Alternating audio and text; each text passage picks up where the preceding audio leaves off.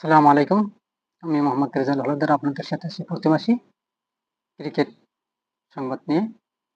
লিটনের ৪ উইকেটে জয়ে সিরিজের সমতা বাংলাদেশের। হাফ সেঞ্চুরির পর ব্যাট উঁচিয়ে ধরলেন অধিনায়ক লিটন কুমার দাস।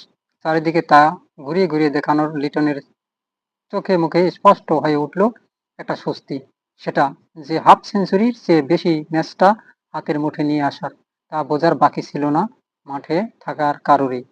চট্টগ্রামে বীরশ্রেষ্ঠ মতিউর রহমান স্টেডিয়াম প্রথম টি-টোয়েন্টিতে হেরে যাওয়ার পর সিরিজ বাঁচিয়ে রাখতে আজ দ্বিতীয় ম্যাচ জেতার বিকল্প ছিল না বাংলাদেশের সামনে।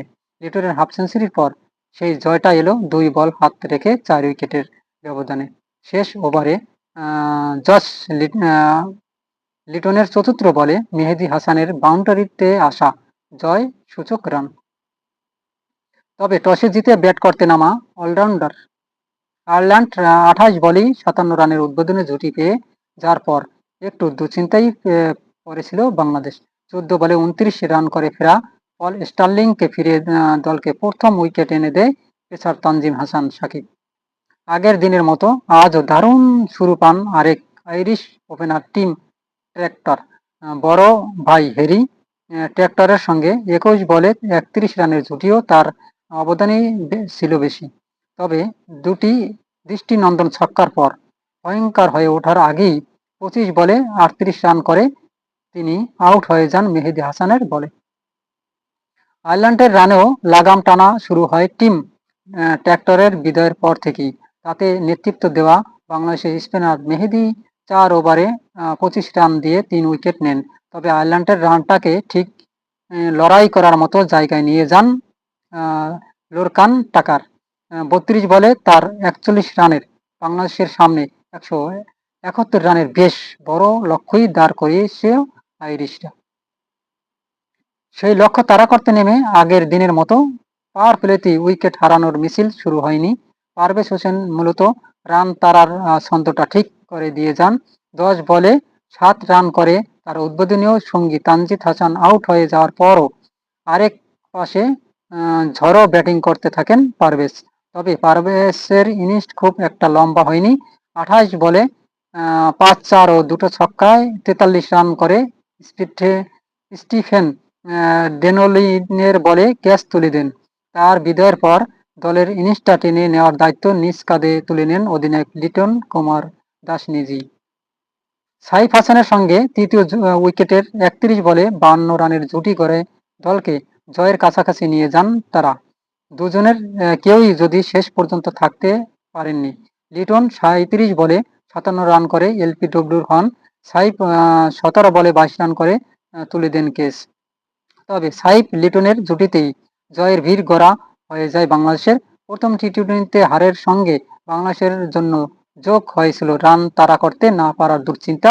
গত ২ বছরে ১৫ বার ১.৫ শতাধিক রান তাড়া করে নেমে বাংলাদেশ জিতেছে মাত্র ৩ বার। সংখ্যাটা একটু বেড়েছে এবার।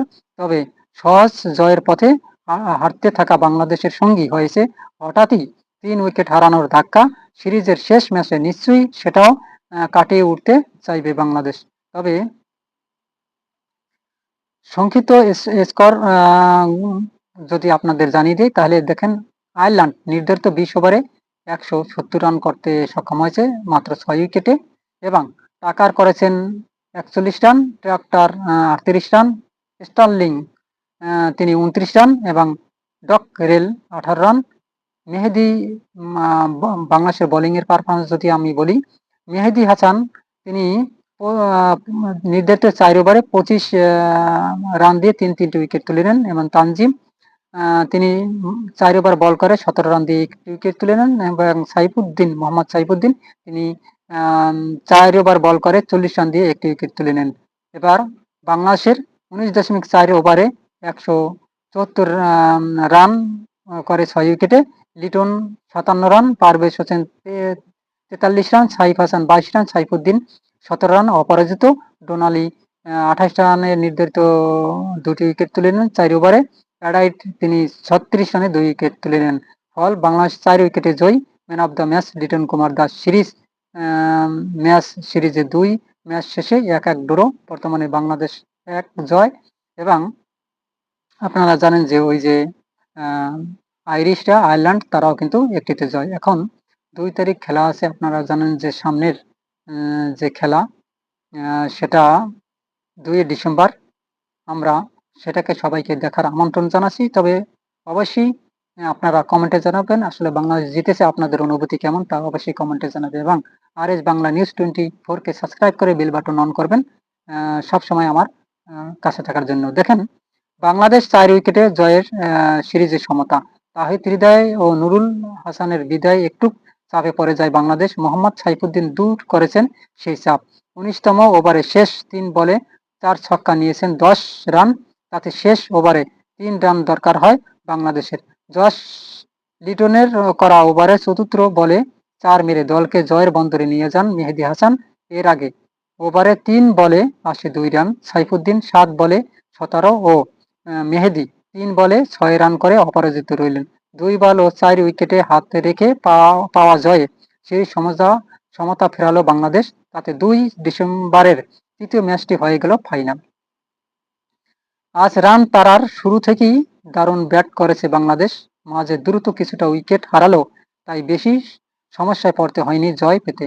37 বলে 57 রান করে দলের জয়ে সমান নেতৃত্ব থেকে দিয়েছেন লিটন কুমার দাস, ওপেনার পারভেজ হোসেন ইমন ও 4-এ নামা সাইফ হাসানও ভালো সঙ্গ দিয়েছেন অধিনায়ককে।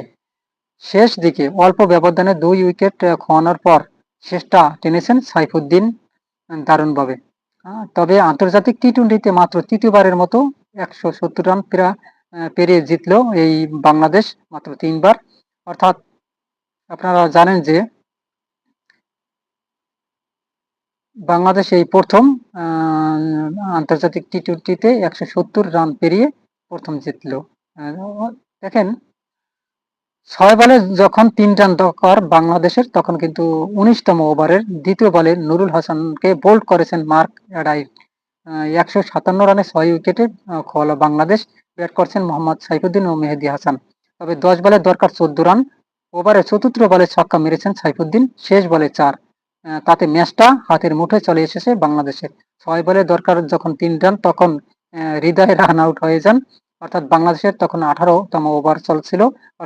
অর্থাৎ 155 রান, 5 উইকেট তখন চলে গেছে বাংলাদেশের। তাহিদ হৃদয়কে রান আউট করে ম্যাচে উত্তেজনা ফেরালো আয়ারল্যান্ড। তবে 18তম ওভারে চতুর্থ বলটাকে কাভারে ঠেলেই 1 রান নিতে চেয়েছিলেন নুরুল হাসান সোহান।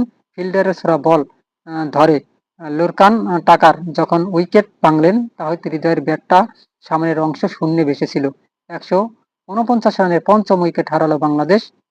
হৃদয় ফিরলেন 9 বলে 6 রান করে।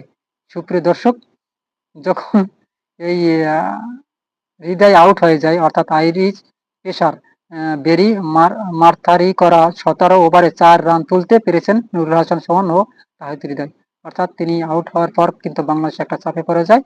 তারপর কিন্তু চাপ সামলিয়ে তোলে ওই সাইফুদ্দিন ও মেহেদী হাসান। তারা দুজনেই কিন্তু শেষমেশ ম্যাচটাকে জিতিয়ে তারপর মাঠ থেকে ওঠেন। তারপর 3 বল হাতে রেখেই বাংলাদেশ কাঙ্ক্ষিত জয় পেয়ে যায় এবং বাংলাদেশ এক এক সমতায় আনতে সক্ষম করে এই টি-টোয়েন্টি সিরিজটির এক সমতা। আগামী 2 তারিখ 2 ডিসেম্বর খেলা আছে। আপনাদের সেটি দেখার সবাইকে আমন্ত্রণ জানিয়ে আমার ভিডিওটি এখানেই শেষ করছি। যদি ভালো লেগে থাকে অবশ্যই আমার চ্যানেলটি সাবস্ক্রাইব করবেন এবং লাইক ও শেয়ার করে সবাইকে দেখার সুযোগ করে দেবেন। তবে আজ এ পর্যন্তই। আসসালামু আলাইকুম ওয়া রাহমাতুল্লাহি ওয়া বারাকাতুহু।